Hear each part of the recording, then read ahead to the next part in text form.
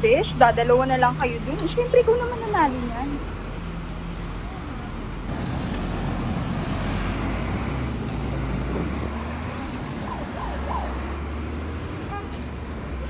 Ano ba yan? Ba't ako kasi yung nominate ko? Ang pangit-pangit. Ano ka ba? Okay lang yan. Ang ganda mo kaya. Uy, hi, Tana! Uy, hi! Kamusta? Uy, good luck sa atin mamaya, ha? Kung sino mananalo sa news. Ano ka ba? Alam ko na rin, ikaw muna nanalo. Uy, eme ka dyan!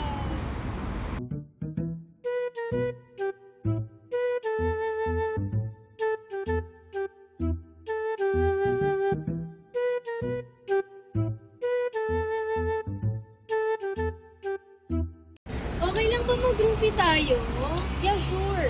Alay, can you hold my phone? Yeah.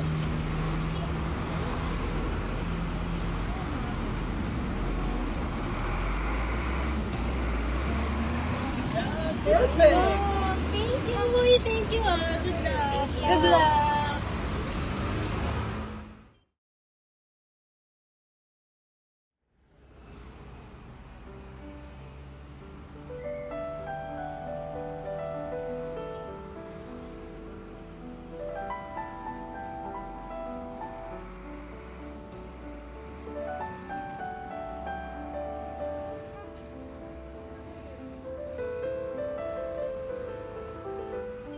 Things bigly regarding our upcoming schedule.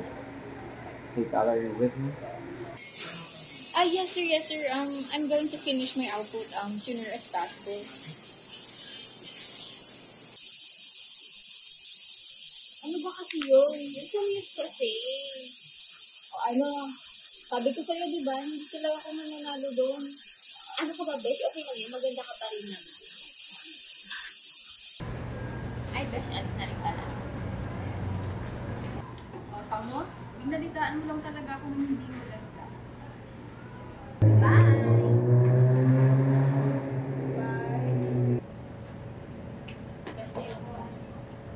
Kuya, overwork ka na sa trabaho. Atap ng trabaho natin. Nagtatrabaho ka na naman. Overwork ka na, sis. Lakad na. Tatrabaho yung mga eh. Bye!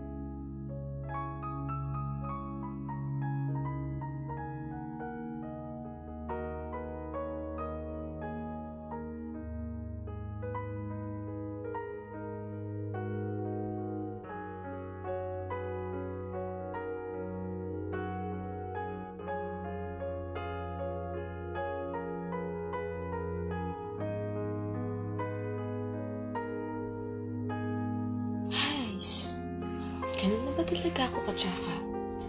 Hindi ako napili sa pagiging muse. Well, mukhang mas maganda naman talaga si Nicole kaysa sa akin. Parang nataba na din ata ako Mukha pa akong pagod na pagod.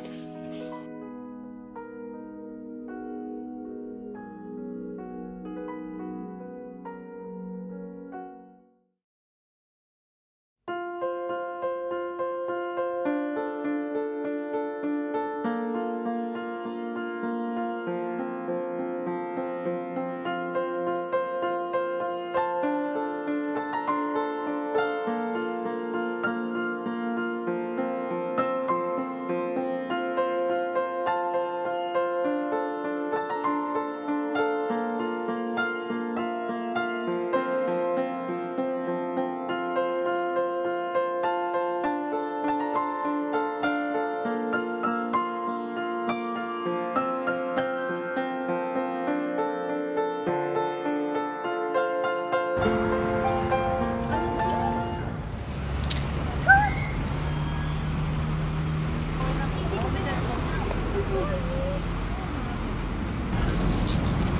po kuya, hindi ko po talaga sinasadya. Okay lang. Ako kuya, pasensya na po Hindi ko po kasi nakita eh. Hindi masyadong kaba. Hindi, okay na po. Hindi ko Kasalanan ko rin naman nalagay ko sa pasensya na. Sige lang. Teka, may problema ka ba? Ayos ka lang ba? Yun na nga po kuya eh. Ang hirap maging sila. Ang hirap maging maganda. Feeling ko ang pangit-pangit ko. Feeling ko ang taba-taba ko. Teka lang mabibigay ako sa'yo.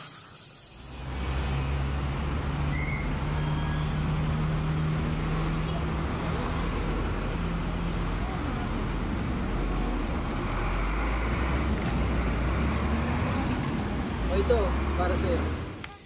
Ang ganda naman po ng drawing nyo. Pero bakit nyo binigay sa akin to? May malalim na ibig sabihin kasi yung drawing na yan. Gusto mo ikwento ko sa'yo kung ano ibig sabihin niya. Alam mo ba, namalungkot ang buhay ng paru-paro. Bukod sa maikli lang yung buhay nila, mamamatay sila na hindi nila nalalaman kung gaano sila kaganda.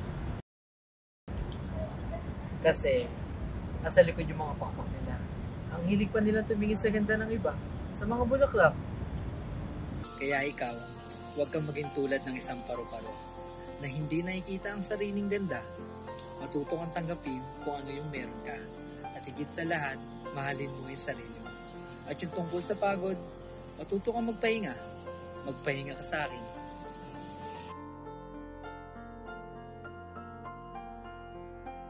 Ngayon, natutunan ko na hindi ko naman pala kailangang ikumpara yung kung anong meron ako at kung anong meron sila. Natutunan ko na kailangan nating tanggapin, pahalagahan, at ingatan ang kung anong meron sa atin. Higit sa lahat, mahalin ang sarili.